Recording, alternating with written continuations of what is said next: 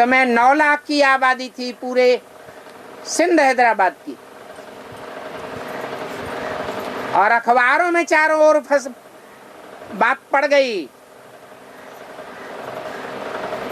9 लाख आत्माओं को संदेश मिल गया। तो संदेश भी धीरे धीरे मिला होगा कि एक साथ मिला होगा? धीरे धीरे मिला। ऐसे ही जो आज में हुआ वो अंत में भी प्रत्यक्ष होगा। और जो इस बाबा ने जो बोला बेहद का बाप आया है, बेहद के पाठ पढ़ा की कोई कनेक्शन नहीं। बेहद का बाप बेहद का पाठ पढ़ा, वेद का बाप बेहद में बोलते हैं और बेहद में लागू भी होता है। हाँ, तो हद के लिए इसका कोई कनेक्शन है क्या? हद की बातों से बेहद की बात समझाई जाती है। हद की दुनिया का मिसाल दिया जाता है और उस मिसाल के आधार पर बेहद की बात समझाई जाती है। तो जब नई दुनिया शुरू होगा, इसीलिए ये जो पुरानी दुनिया ये चल रहा है क्या? हाँ, ये चलेगा क्या? अरे पुरानी दुनिया का जब तक विनाश नहीं होगा तो नई दुनिया की स्थापना प्रत्यक्ष हो जाएगी।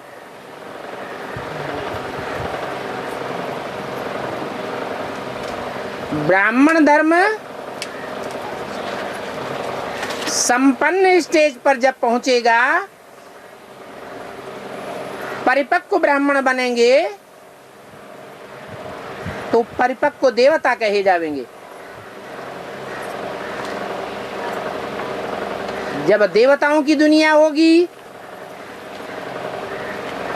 तो राक्षसों की दुनिया नहीं होगी। हंस बगुले इकट्ठे नहीं रह सकते, इसलिए राक्षसों की दुनिया में आग लगे तब देवताओं की दुनिया प्रत्यक्ष हो। राक्षसों की संख्या बहुत है, 33 करोड़ देवताएं हैं, बाकी 500-700 करोड़ राक्षस हैं। वो राक्षस संप्रदाय का खात्मा होगा, तब प्रकृति के 5 तत्व सुधरेंगे। नहीं तो राक्षसी वाइब्रेशन इस सृष्टि को पावन नहीं बनने देंगे। इसलिए पतित दुनिया का विनाश जरूरी है, तब पावन दुनिया की प्रत्यक्षता होगी। और पतित दुनिया को विनाश हो जाओ। जब पावन दुनिया की स्थापना हो जाएगी तो पतित दुनिया का विनाश हो जाएगा। पावन दुनिया में 4.5 लाख होंगे। कितने होंगे? 4.5 लाख। 4.5 लाख में 4.5 लाख प्रवेश होंगे, भूत प्रेत आत्माओं की तरह। तो 9 लाख हुए। जो प्रवेश होने वाली आत्माएं हैं वो भी इविल सोल नहीं होंगी। भूत प्रेतों में सब एक जैसे नहीं होते हैं, कोई अच्छी आत्माएं भी होती हैं। जैसे इस समय ब्रह्मा सरस्वती की आत्माएं प्रवेश करके पाठ बजा रही हैं, ऐसे उनको फॉलो करने वाले और भी चंद्रवंशी आत्माएं हैं। तो 9 लाख आत्माएं बेहद के 9 लाख सितारों के मुआफिक हैं। वो 9 लाख सितारे जब प्योरिटी में टिक जाएंगे तो उनकी यूनिटी परिपक्व हो जाएगी। प्योरिटी के आधार पर जो यूनिटी बनेगी वो आसुरी दुनिया का विनाश कराने के निमित्त बन जाएगी। तुम बच्चों के लिए नई दुनिया चाहिए, सतो प्रधान सृष्टि चाहिए।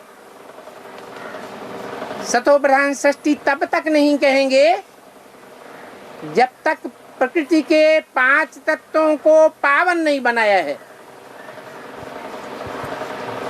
प्रकृति के 5 तत्व तो जड़ हैं,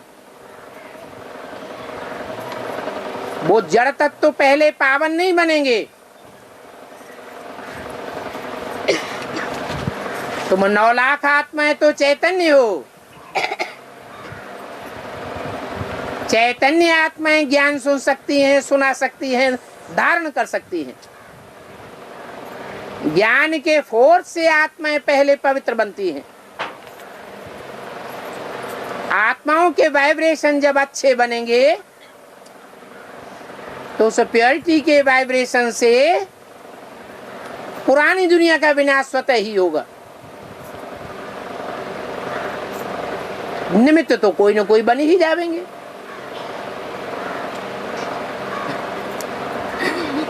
और संगम युग को 1 साल बोला है। संगम युग को 1 साल बोला है आप। संगम युग को 100 साल।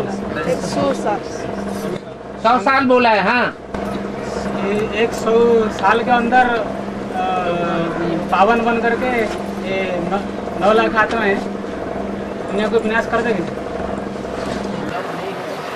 माने शंका है शंका है, माने भगवान नहीं आया हुआ है। भगवान के महावाक्य नहीं है, ब्रह्मम वाक्यम नहीं है, ब्रह्मा के वाक्य नहीं है। 100 साल का संगम है, ज्यादा में ज्यादा। शंका हो रही है? क्यों? जितने भी धर्म पिताएं आए वो सभी धर्म पिताओं ने ज्यादा से ज्यादा 100 साल के अंदर अपने धर्म की स्थापना का कार्य किया, या इससे कम में कर लिया, ज्यादा में कर लिया? उन्होंने भी कितना टाइम लिया? ज्यादा में ज्यादा 100 साल। उनकी तो स्थापना इनकम्प्लीट रही, इनकम्प्लीट धर्म की स्थापना की है। ये तो कंप्लीट धर्म की स्थापना हो रही है। 100% शुद्ध सनातन धर्म की स्थापना होती है। इसलिए इसमें पूरे 100 वर्ष चाहिए। नई दुनिया बनेगी और पुरानी दुनिया खलास हो जाएगी। उन धर्म पिताओं ने आकर के स्थापना तो की, लेकिन पुरानेपन का विनाश नहीं किया। और यहाँ तो जो उन धर्म पिताओं ने कोई ने भी नहीं किया, वो काम भगवान बाप आकर के करते हैं। पुरानी परंपराओं का, पुरानी कुरीतियों का, पुरानी बातों का मुकाबला करना पड़ता है खंडन करने के लिए। वो धर्म पिताओं में इतनी ताकत नहीं थी जो पुराने चले आए धर्म गुरुओं का मुकाबला कर सकें। इसलिए उन्होंने सिर्फ अपने धर्म की बातें स्थापन कर दी,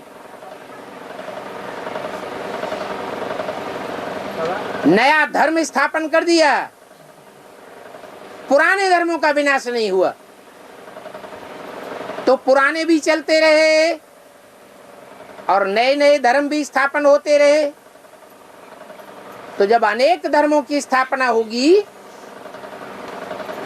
अनेक मत मतांतर बुद्धि में बैठेंगे, तो झगड़े बढ़ेंगे या घटेंगे? झगड़े बढ़ते रहे, अशांति फैलती रही।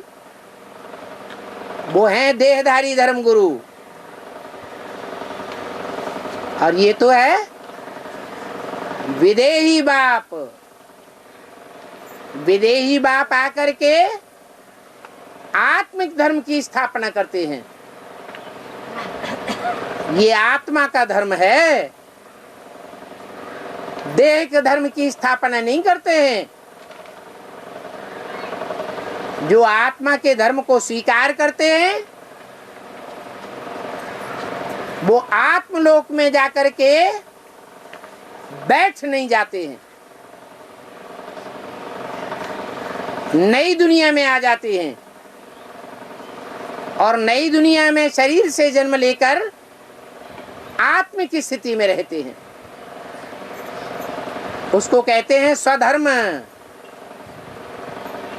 स्वधर्मे निधनम से या परधर्मो भयावह।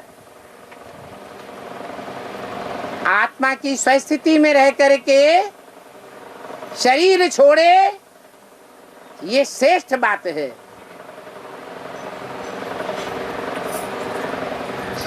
द्वापर युग से परधर्म आ गया, दूसरे दूसरे धर्म पिताएं दूसरे दूसरे धर्म आकर के स्थापन कर दिए, दैहिक धर्मों की स्थापना हो गई। वो तो अधूरा काम किया है। यहाँ तो बाप 100 वर्ष के अंदर पूरा काम करके जाते हैं। 500-700 करोड़ दुनिया के बीच सिर्फ 9 लाख आत्मा ऐसी निकलती हैं जो आत्म की स्थिति में स्थित होती हैं। उनमें भी 4.5 लाख हैं अपने शरीर के साथ जो पूरा पुरुषार्थ करती हैं।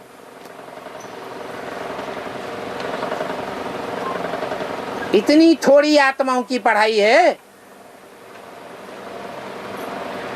क्राइस्ट के फॉलोअर्स तो 150-200 करोड़ दुनिया में होंगे। वो अपने धर्म के पक्के होते हैं, वो स्वधर्म में कभी नहीं टिक पाते। तो कहां 150-200 करोड़ की पढ़ाई और कहां 4.5 लाख की पढ़ाई। तो 100 साल बहुत थोड़े हैं या ज्यादा हैं?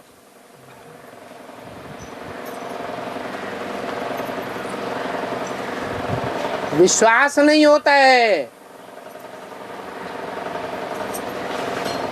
कि 70 साल के अंदर हमारी आत्म की स्थिति नहीं बनी अब तक, तो अब 30 साल के अंदर कैसे बन जाएगी?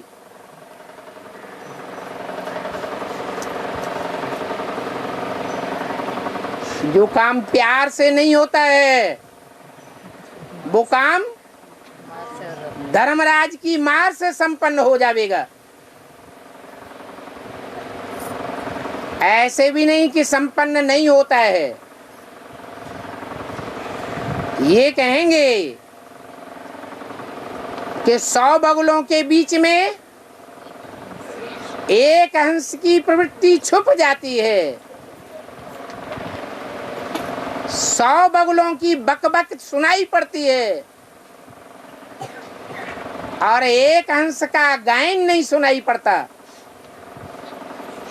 इसलिए ड्रामा में नुदा हुआ है विनाश। इन बगुलों का सफाया हो जाएगा जो अंत तक गंध को छोड़ेंगे नहीं।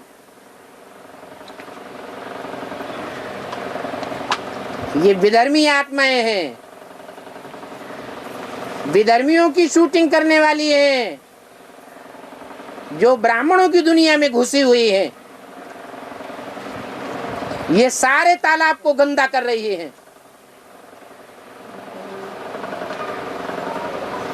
हंस दिखाई नहीं देते हैं। फिर जब बगुलों का खलासा हो जाएगा तो हंसों का ही संगठन संसार में दिखाई देगा।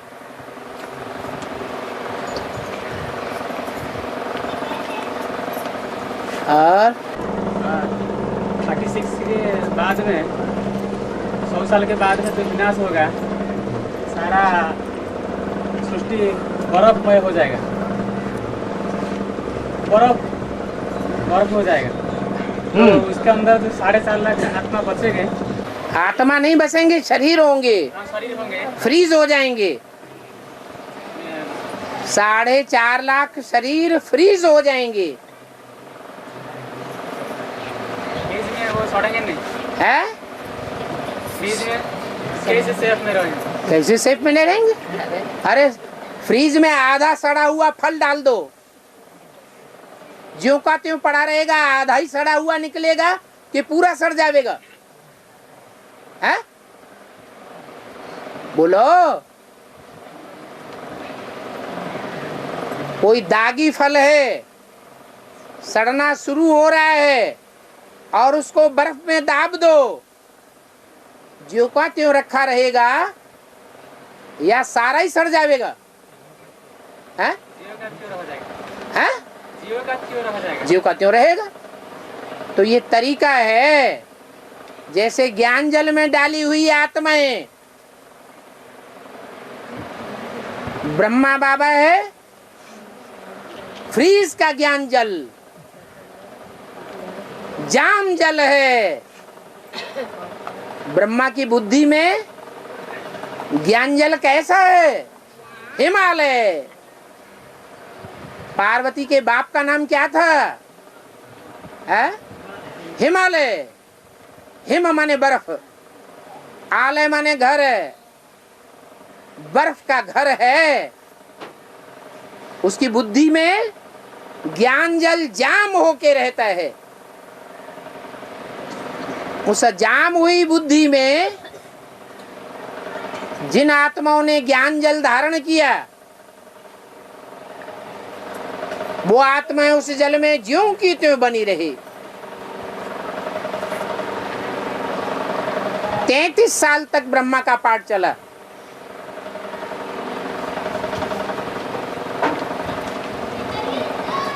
ब्रह्मा ने बाद में शरीर छोड़ दिया।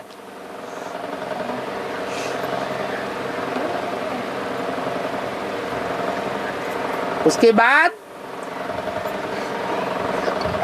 जल में गर्मी आई, ज्ञान सूर्य प्रकटा, बर्फ पिघलने लगी। ज्ञान में गर्मी आती है तो जो आत्माएं हैं उनका मंथन चलेगा या नहीं चलेगा? मंथन चालू हो जाता है। तो जिन आत्माओं का मंथन चालू हो जाता है वो ज्ञान जल चलता रहता है। जैसे नदी का जल बहता रहता है तो शुद्ध बना रहता है, और जल बहता नहीं है, पोखरे में रुक जाता है तो अशुद्ध हो जाता है। ऐसे ही अभी भी जो आत्माएं गंध में पड़ी हुई हैं, भगवान ज्ञान जल दे रहा है, फिर भी गंध को छोड़ती नहीं है। उनका ज्ञान जल दूषित हो जाता है। और जो ज्ञान जल को उपयोग में ले लेती हैं,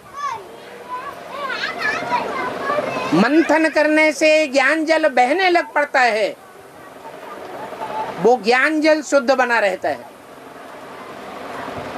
ऐसी शुद्ध आत्माएं अपनी भी शुद्धि करती हैं और औरों की भी शुद्धि करती हैं। उनको ज्ञान गंगाएं कहा जाता है तो भगवान पतित पावन, लेकिन वास्तव में भगवान तो अकर्ता है, वो कुछ नहीं करता है। लेकिन उस ज्ञान को जो धारण करते हैं वो दूसरों को धारण करने के निमित्त बन जाते हैं। वो नदियां कही जाती हैं पतित पावन। भगवान करावनहार है उन नदियों के द्वारा। जिन नदियों का कनेक्शन भगवान बाप के साथ है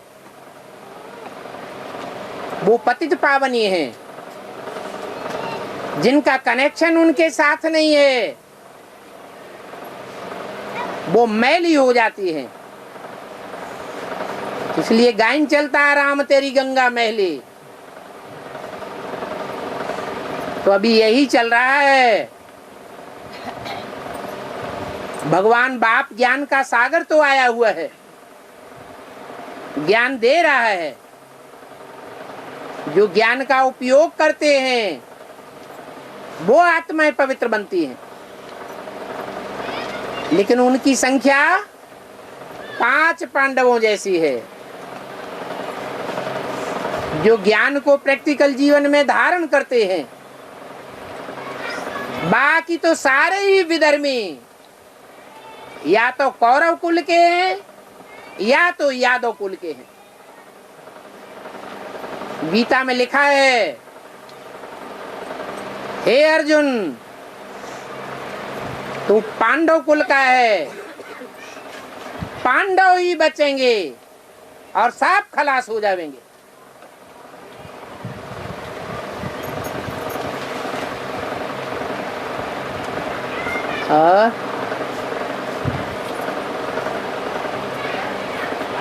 बचेंगे और सब खलास हो जाएंगे।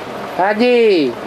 कैसे बचेंगे पांडव? कैसे बचेंगे? याद से बचेंगे, आत्म की स्थिति से बचेंगे और सब खलास हो जाएंगे। 4.5 लाख बचेंगे। 36 तो बता दिया, 36 से शुरू हुआ, 36 में 100 साल पूरा होता है।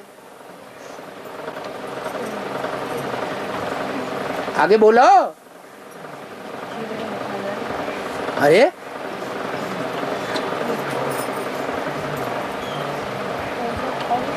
आगे बोलो भाई। है समझ में नहीं आ रहा? अरे प्रैक्टिस करेंगे तभी तो होगा। Practice makes a man perfect. अभ्यास है तो कौनते वैराग्येण च गृह्यते। पुरुषार्थ का अर्जन करने वाला भगवान से प्रश्न करता है कैसे हो जाएगा। ये मन तो बस में होता ही नहीं, ये मन तो कंट्रोल होता ही नहीं। बार बार मन को कंट्रोल करते हैं, एकाग्र करते हैं, बार बार भाग जाता है। कैसे हो जाएगा? तो क्या जवाब दिया है? अभ्यास है तो कौनते हे अर्जुन, अभ्यास कर। बार बार अभ्यास करेगा तो ये मन कंट्रोल में आ जाएगा। और कितना अभ्यास करना पड़े? जितना अभ्यास 63 जन्मों में देहधारियों से लिपटने का किया है, देहधारियों में बुद्धि रमाने का किया है, देहधारियों में बुद्धि फंसाने का किया है, उतना ही अभ्यास यहाँ आत्माभिमानी बनने का करना पड़ेगा। वो देहधारी आत्माएं 63 जन्मों वाली बार बार सामने आवेंगी, बार बार उनको भगाओ और कल्याणकारी बाप को याद करो जो आत्माभिमानी बनाने वाला है। जो करेगा सो पावेगा। हिम्मत है बच्चे, मदद है बाप। नहीं करेगा, अरे कैसे होगा? अरे बिंदी को कैसे याद करें? तो कैसे कैसे करते हुए खलास हो जाएगा।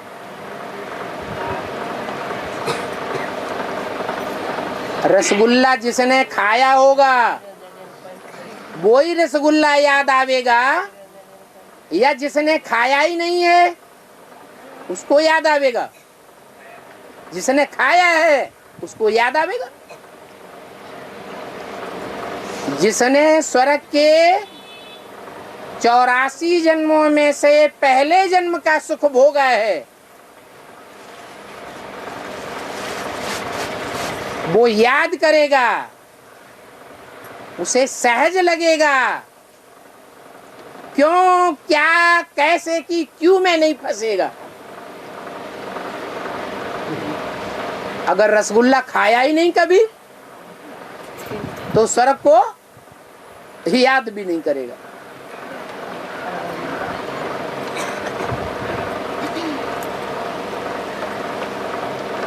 कोई भी सन्यासियों से पूछो तुम्हें मुक्ति चाहिए या जीवन मुक्ति चाहिए, मुक्ति ही बताएं। तो क्या कहेंगे? हाँ, मुक्ति चाहिए।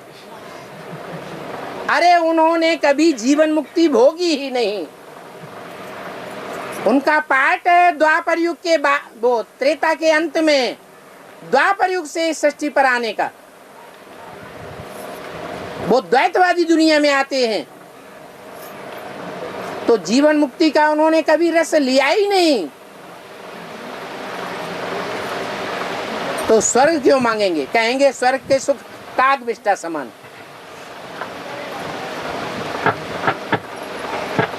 और ब्रह्मा जो है ना, है दादा लिखा ब्रह्मा जो है वो कैसे शिव बाप को याद किया, कैसे बाप को याद किया है? कैसे? अभी हमको तो बाप ने बताया हाँ। साकार से निराकार को याद किया। हाँ? ऐसे ही दादा लिखराज ब्रह्मा हाँ? कैसे वो किया था? उन्होंने बाप को याद कैसे किया? उन्होंने बाप को पहचाना। जब पहचाने नहीं तो याद कहाँ से करेंगे? तो किसको किया था? निराकार को। जैसे और धर्म वाले निराकार को याद करते हैं। तो इसका क्या? इस जीवन में स्वर्ग को नहीं पाते, इस जीवन में सुख शांति नहीं प्राप्त कर पाते। भगवान बाप इस जीवन में सुख शांति देने के लिए आया है या आगे के जीवन में देगा? है? भगवान बाप इस जन्म की पढ़ाई पढ़ाने के लिए आया है। मुक्ति जीवन मुक्ति का वर्षा जीते जी देगा या हम मुर्दा हो जाएंगे तब देगा? तो वो ब्रह्मा ने प्राप्त नहीं किया, क्योंकि जीवन में रहे हुए बाप को नहीं पहचाना।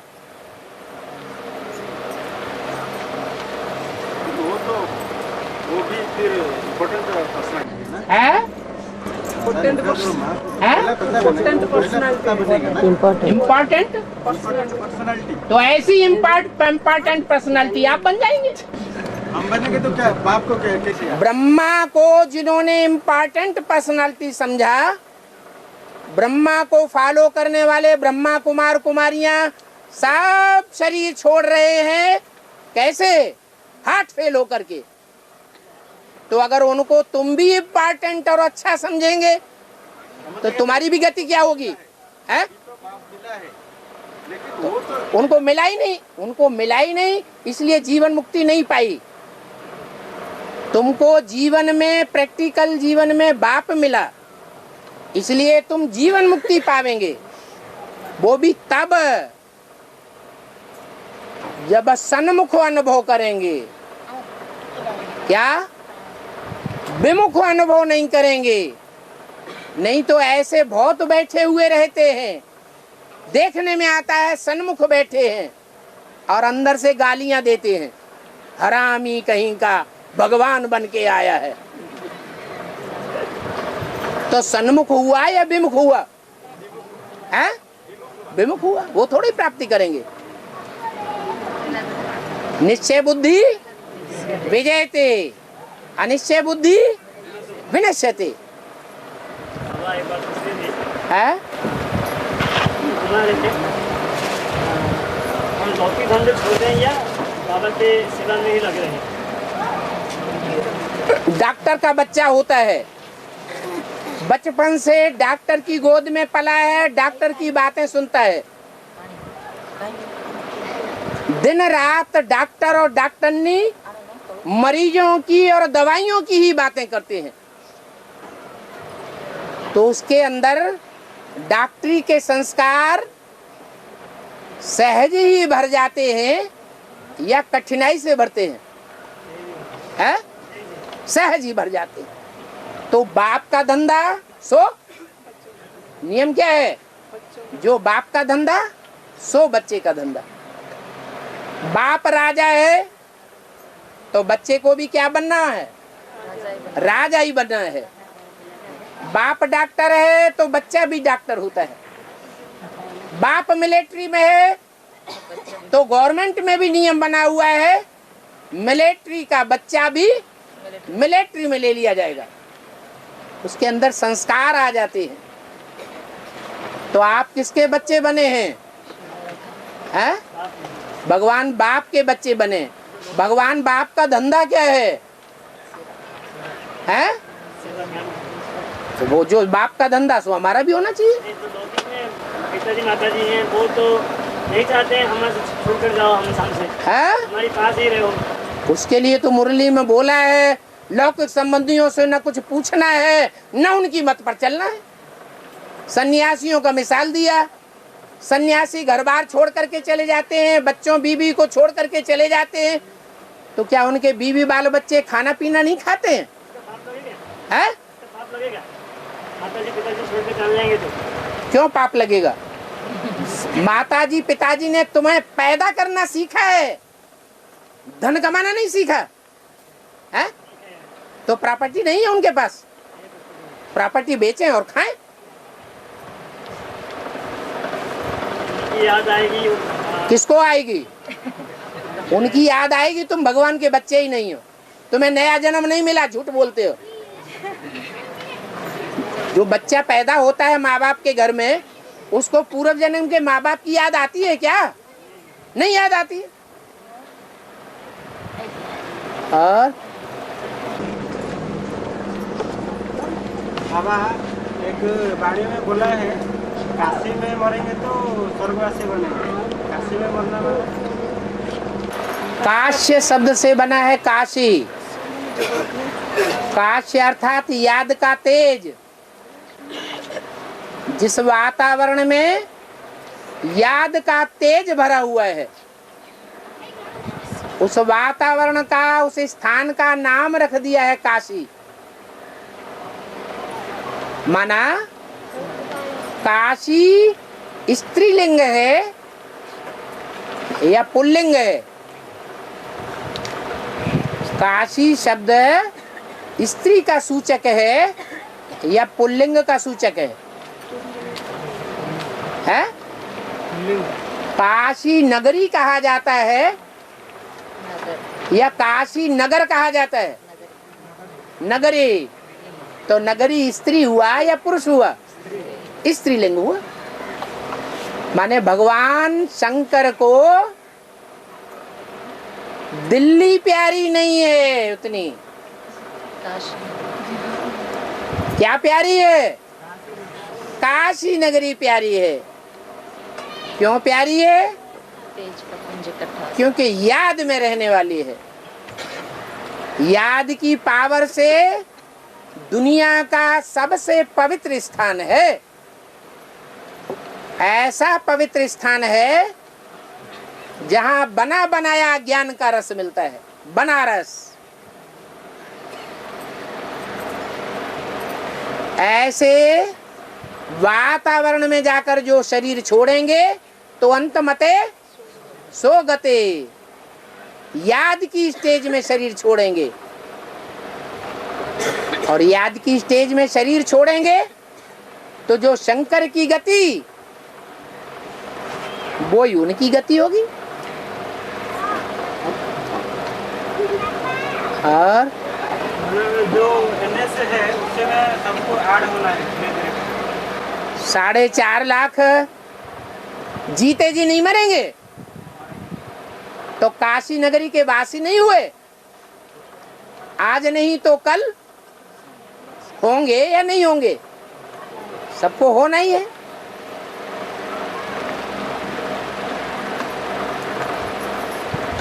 कोई पहले नष्टो मोहा बनेंगे, कोई बाद में नष्टो मोहा बनेंगे।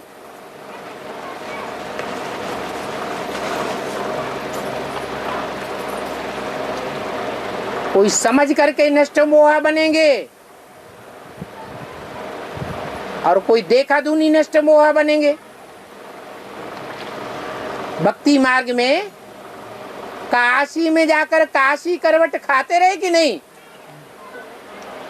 तो जिन्होंने काशी करवट खाई वो क्या स्वर्ग में चले गए?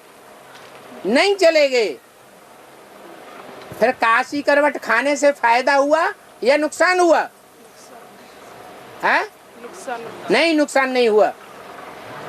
फायदा ये हुआ कि जो काशी करवट खाते हैं नई दुनिया में तो नहीं जाते हैं, लेकिन पुरानी दुनिया में जो जन्म लिए थे वो सारे पाप खत्म हो जाते हैं। तो अच्छा हुआ या बुरा हुआ? अच्छा ही हुआ। आत्मा पावरफुल बन गई। और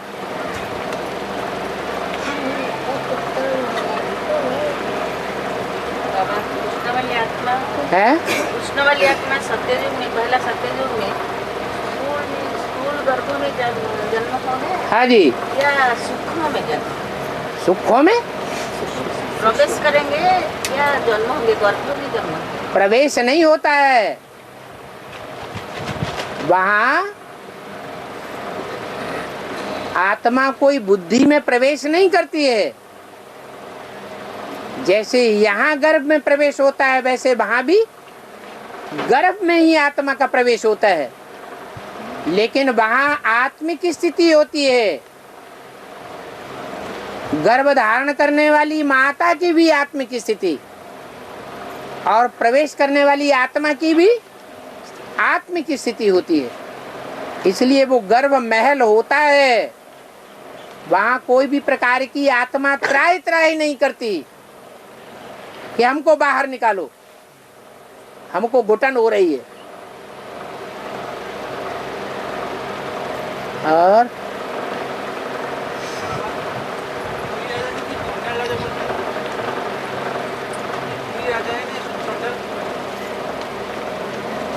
और जोर से बोलो। पूरी राजा जो है ना, पूरी राजा तो चंडाल क्यों बोलते हैं? सिर्फ पूरी राजाओं को चंडाल क्यों बोलते हैं? पूरी राजा, पूरी राजाओं को चंडाल बोलते हैं। बाबा पुरी के जो राजा है ना, हाँ, उसको चंडाल क्यों कहते हैं? जो जगन्नाथपुरी के राजा हैं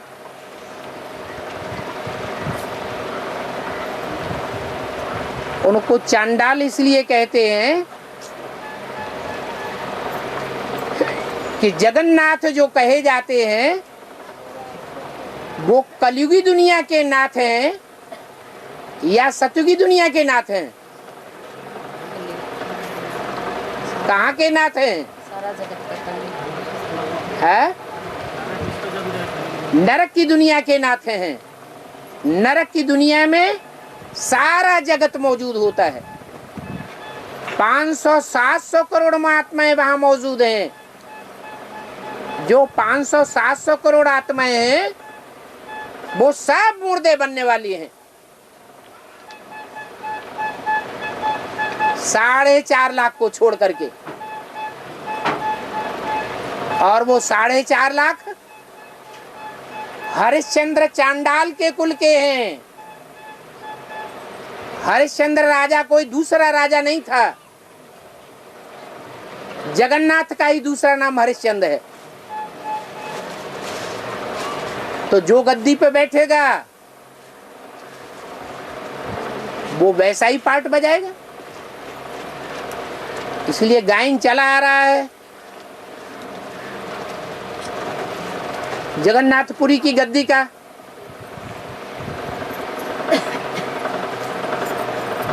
मुर्दों को आग लगाने वाले हैं। ये सारी दुनिया मुर्दा बनी पड़ी है। भगवान के ज्ञान को नहीं समझती।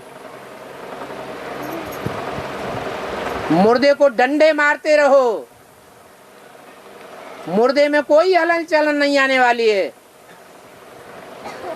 ऐसे ही इस दुनिया में ज्ञान के डंडे बल पड़ते रहे, लेकिन मुर्दा बने पड़े हैं इसलिए उनको कोई असर नहीं होता। ये काम जगन्नाथ का है, और जगन्नाथ की गद्दी पर जो भी बैठेंगे उन सब का यही पार्ट है। और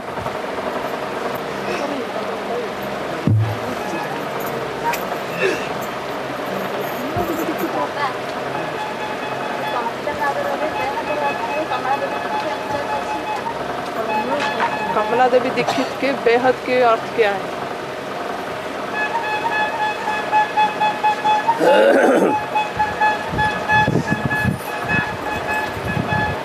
ज्ञान मार्ग में जो मुख्य मुख्य पार्टधारी है, वो आखिरी जन्म में भी जो जन्म लेते हैं, लौकिक जन्म, उस लौकिक जन्म में शरीर का जो नाम पड़ता है, वो नाम भी उनका सार्थक हो जाता है। जैसे दादा लेखराज,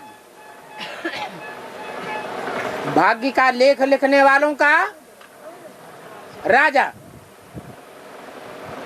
ऐसे ही ओम राधे। कैसी राधे? जिसमें आत्मा का स्वरूप भरा हुआ है। आत्मा के 3 कार्य हैं, आ ब्रह्मा, ऊ विष्णु, मां महेश। स्थापना, पालना और विनाश। मम्मा ने मंथन का वो काम करके दिखाया, वो बीज डाल करके दिखाया जो ब्राह्मणों की दुनिया में कोई ने ऐसी शुरुआत नहीं की। सब जानते थे कि आत्माएं बिंदु बिंदु हैं। गीता में अनुरूप लिखा है, सब जानते थे।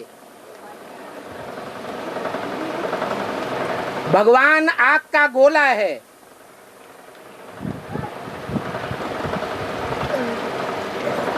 चैतन्य ज्योति है, लेकिन किसी की बुद्धि में नहीं आया कि आत्माएं जब बिंदु हैं, ओम का स्वरूप हैं, तो आत्माओं का बाप भी वैसा ही होगा। चींटी का बाप चींटी जैसा होगा, हाथी का बाप हाथी जैसा मोटा ताजा होगा, सांप का बाप सांप जैसा लंबा होगा। तो आत्मा का बाप कैसा होगा? आत्मा जैसा ही बिंदु होगा। तो परम पिता परमात्मा शिव का जो असली रूप है, वो बिंदु है, ज्योति बिंदु। उसकी बिंदी का ही नाम शिव है। वो नाम देह का नाम नहीं है। और आत्माओं के जो नाम पड़ते हैं, वो देह के ऊपर पड़ते हैं। तो ओम का सार्थक स्वरूप और उसकी व्याख्या मम्मा ने करके दिखाई, इसलिए उनका लौकिक नाम भी सार्थक हो गया, ओम राधे। रा माने राम, धा माने धारणा करने वाली। कौन से राम की धारणा करने वाली? निराकार या साकार? निराकार राम की धारणा करने वाली राधे। ऐसे ही कमला, कमला लक्ष्मी का नाम है। कमल फूल से बनता है कमला। कमल फूल का क्या काम है खास? कीचड़ में रहता है और कीचड़ से लिप्त नहीं होता। ऐसे ही जो बड़ी माँ का पाठ बजाने वाली कमला नाम की कन्या ब्राह्मणों की दुनिया में प्रत्यक्ष होती है, उसका अलौकिक पाठ ही खास है, कीचड़ की दुनिया में रहना, पतितों के बीच में रहना और बुद्धि से उपराम रहना। बल महाकाली का पाठ बजाती है। काला पाठ बहुत खराब पाठ है। दूसरों से सुन लेना। तो काला पाठ होते हुए भी मन बुद्धि जो है वो भगवान की तरफ आकर्षित बनी रहती है। इसलिए महाकाली के जो पुराने चित्र हैं उनमें मस्तक के ऊपर शंकर का चित्र दिखाया जाता है। असुरों के बीच में रह करके मार काट मचाने वाली है, खोपड़ियों को ठोकर लगाने वाली है, फिर भी बुद्धि कहाँ रहती है? एक भगवान बाप के मुकर्रर रथ की ओर। इसलिए नाम कमला है।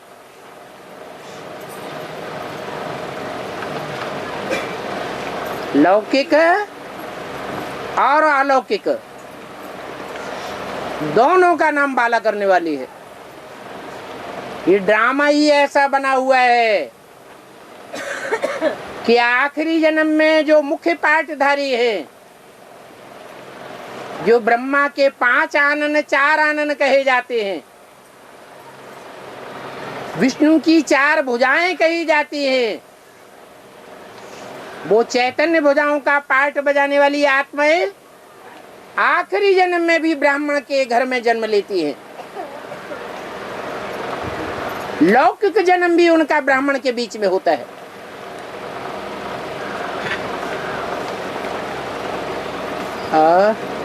बाबा आमको हिंदी आसुनी, आमर पुराना खाता हिसाब किताब चुक्त कर।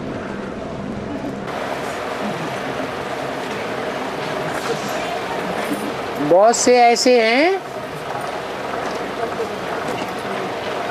जो ज्ञान में आने के बाद जिन्होंने हिंदी सीख ली। और बोल रहे बाबा, बेसिक में दीदी दादियों में भी बहुत सी ऐसी दीदी दादियां हैं जो पहले सिर्फ सिंधी ही जानती थी, हिंदी जानती ही नहीं थी। आज वो हिंदी में भाषण करती हैं।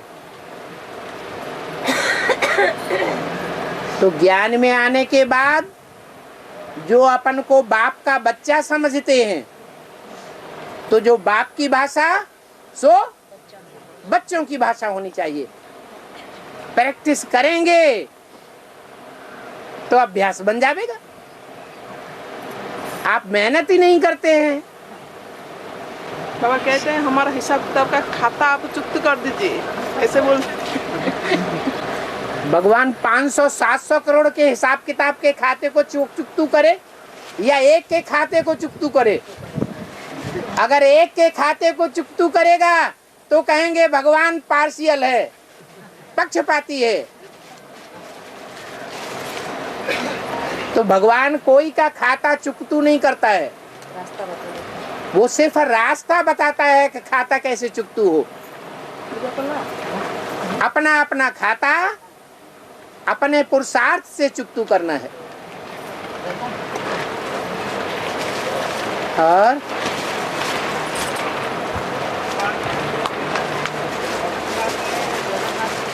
थोड़ा और जोर से बोलो, जब लड़ाई लड़ते हो तो खूब जोर से आवाज आती है। हाँ, है जगन्नाथ को भगवान मानते हैं। अच्छा, काला पहाड़ उससे उसकी डर की क्यों भगवान होता तो क्यों भागते थे? हैं?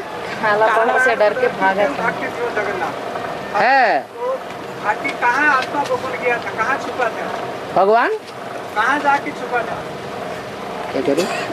एक ही यादगार यहाँ पर है हाँ कि काला पहाड़ बोलकर एक लोग, है, सुन बत रुको। हाँ काला हाँ, पहाड़ बोलकर एक लोग जगन्नाथ को ऐसे पीछा किया मारने के लिए। काला पहाड़ ने काला पहाड़ ने। कोई आदमी है? आदमी तो है। जगन्नाथ आकर पुरी से आकर है। गंजा में छिपे हुए थे। है। उसका एक यादगार भी है गंजाम के अंदर। हाँ वो मारदा मंदिर है, हाँ वो उसका यादगार है, वहाँ जगन्नाथ छुपे हुए थे। है। तो वो भाई पूछ रहे हैं कि क्यों वो भागे। हाँ, जितने भी धर्म गुरु हुए, जितने भी धर्म पिताएं हुए, जितने भी साधु सन्यासी हुए, कोई ने भी हिंसा कराने का उपदेश दिया है क्या? हिंसा करो, हिंसा कराओ, ऐसा उपदेश किसी ने नहीं दिया। सबने यही उपदेश दिया अहिंसक बनो, अहिंसा परमो धर्म। तो उन साधु सन्यासियों का उद्धार करने वाला जो भगवान है वो हिंसा करना सिखाएगा? सिखाएगा? नहीं सिखाता। हाँ, युक्ति बताता है, युक्ति से काम करो। चाहे वो भगवान राम भगवान के रूप में आता है, कांटों के जंगलों में रहना पड़ता है, बंदरों के बीच में रहता है, बंदरों की सेना लेकर के काम करता है, और रावण से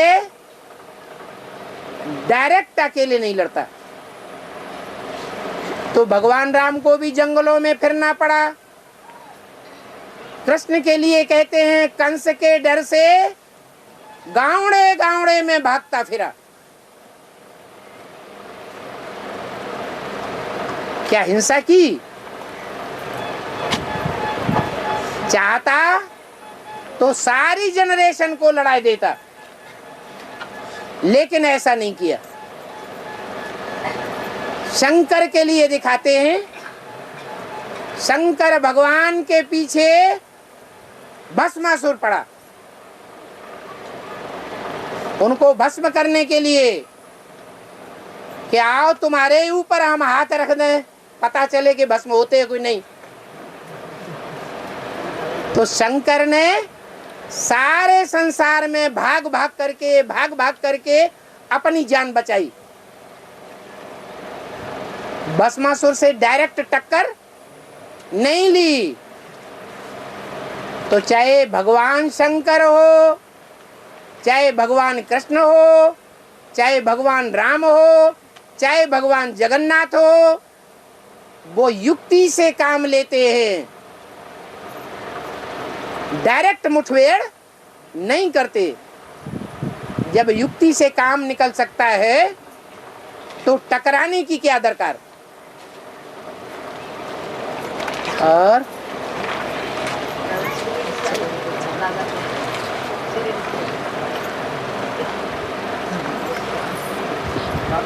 हाँ, जगदम्बा जो है वो तो सारा जगत की माँ है। हाँ जी, तो अष्टदेव का भी माँ है। हाँ बोलो। और वो जो अष्टदेव होते हैं वो सारे सूर्यवंशी होते हैं। हाँ जी, तो जगदम्बा का कैसे पूर्वज है? जगदम्बा जो है यज्ञ के आदि में जगत पिता के 7 पार्ट बजाती है। जगत पिता ज्ञान का बीजारोपण करता है और जगदम्बा भक्ति का बीजारोपण करती है। ज्ञान सुनना और सुनाने का फाउंडेशन किसके द्वारा? सुनने सुनाने को ज्ञान कहते हैं या भक्ति कहते हैं? तो सुनने सुनाने अर्थात भक्ति का फाउंडेशन किसके द्वारा पड़ा? जगदम्बा के द्वारा पड़ा। वो जगदम्बा स्त्री चोला है, पुरुष चोला नहीं है। स्त्री चोले में भगवान प्रत्यक्ष नहीं होते हैं। भगवान बाप किसमें प्रत्यक्ष होते हैं? पुरुष चोले में प्रत्यक्ष होते हैं। तो जो पुरुष चोला है उस चोले के द्वारा सूर्यवंश की स्थापना होती है।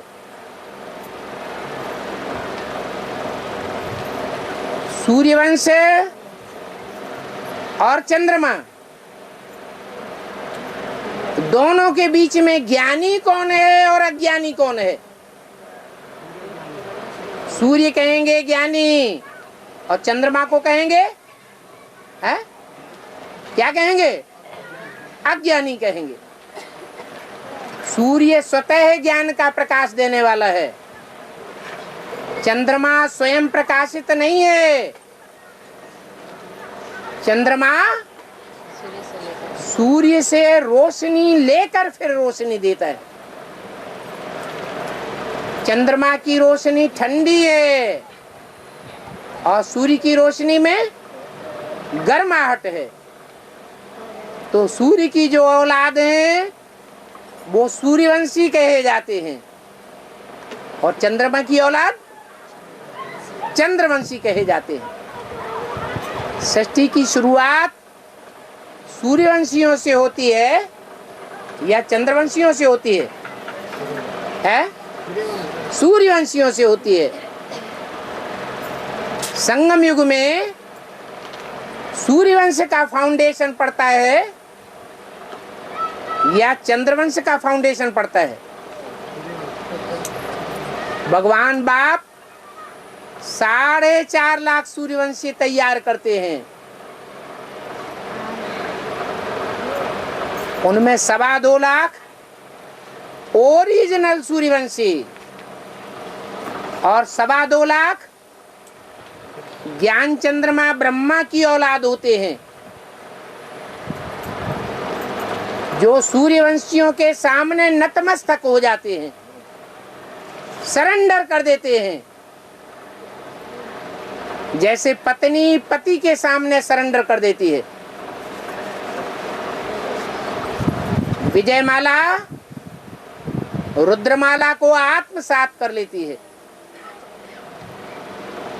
तो वो आत्मसात होने वाले भी सूर्यवंशी बन जाते हैं। भगवान शरणागत वत्सल है। दूसरे धर्म की आत्माएं इस्लामी, बौद्धिक, क्रिश्चियन ये शरण में नहीं आती हैं। वो अपने धर्म की पक्की होकर के रहती है, वो झुकती नहीं है, इसलिए वो सूर्यवंशी नहीं बनते। लेकिन जो चंद्रवंशी सूर्यवंशी में अपने स्वभाव संस्कार को मिक्स कर देते हैं वो सूर्यवंशी बन जाते हैं। इसलिए जगदम्बा चंद्रवंशियों को और चंद्रवंशियों के साथ साथ और वंशियों को जन्म देने वाली है, जो सब फेलियर की लिस्ट में है। चंद्रवंशी भी फेलियर की लिस्ट में, और चंद्रवंशियों की गोद में पलने वाले जो भी धर्म है वो सब फेलियर की लिस्ट में है। इसलिए नई दुनिया में नहीं आते, कुछ न कुछ पुरानी दुनिया में आते हैं। पुरानी दुनिया का फाउंडेशन लगाने वाले हैं, पुरानी दुनिया में राज्य प्राप्त करने वाले हैं। नई दुनिया जो बाप स्थापन करते हैं उसमें सिर्फ सूर्यवंशियों का राज्य चलता है, चंद्रवंशियों का राज्य नहीं चलता। ब्रह्मा, विष्णु, शंकर ये तीनों देवताओं की 3 कैटेगरी दिखाई गई है। ब्रह्मा से भी ऊपर विष्णु और विष्णु से भी ऊपर शंकर। तो तीनों की अपनी अलग अलग वंशावली है। जो सूर्यवंशी हैं वो अपनी जनरेशन तैयार करते हैं। उन सूर्यवंशियों की पहली जनरेशन है अष्टदेव। वो अष्टदेव की लिस्ट में ब्रह्मा और सरस्वती नहीं आते।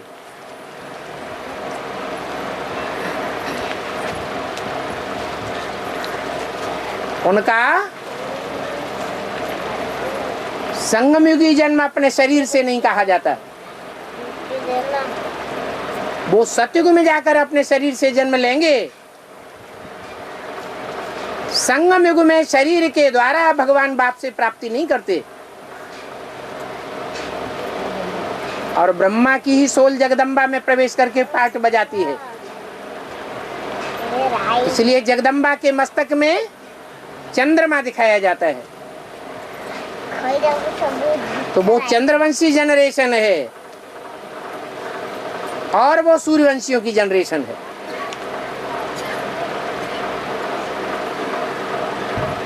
और